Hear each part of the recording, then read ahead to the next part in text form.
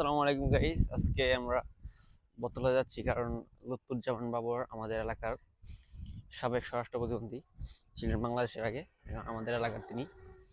তার মুক্তি হয়েছে এখানে। আজকে আমরা যাচ্ছি বতলায় তার জন্য কিছু অনুষ্ঠানের আয়োজন করা হয়েছে। এখন যাচ্ছি সেখানে, আপনারা দেখতে থাকেন। যেতে যেতে রাস্তায় যা পাবো তাই আপনাদের কাছে শেয়ার করবো। সো দেখেন,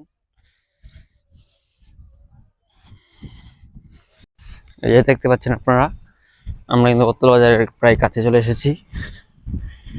ওই যে এখানে গেটটা লক্ষ্য করছেন।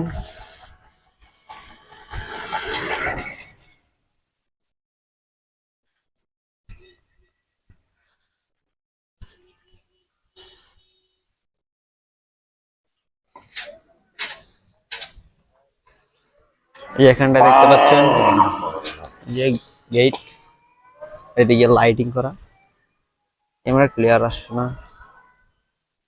এই যে এদিকটায় এই করছেন এখানে।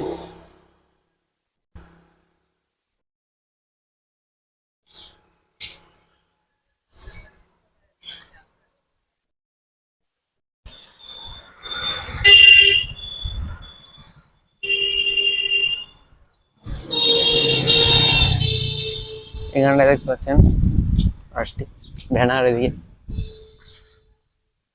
এদিকে আরো কাজ চলতেছে। ওই যে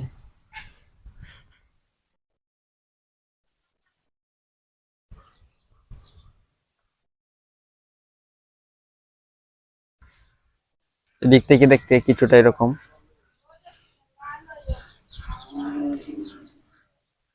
এদিকে কাজ করতেছে।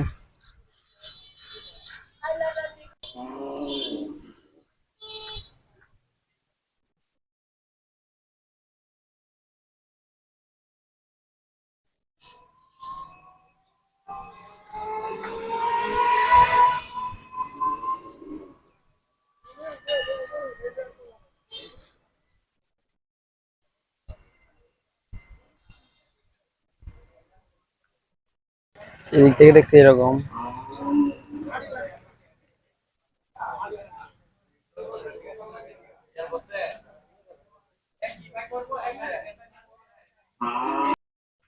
সো গাইস, আপনারা একটু আগে যা দেখছেন, তো বাবর আজকে মুক্তি পেয়েছে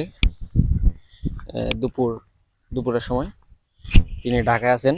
তিনি আমাদের এখানে কিছুদিন মধ্যে আসবেন ইনশাল্লাহ।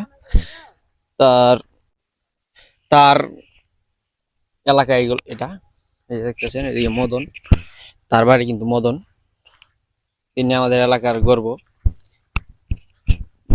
তিনি প্রায় 17 বছর জেলে ছিলেন, তারপর আজকে মুক্তি পাইছেন।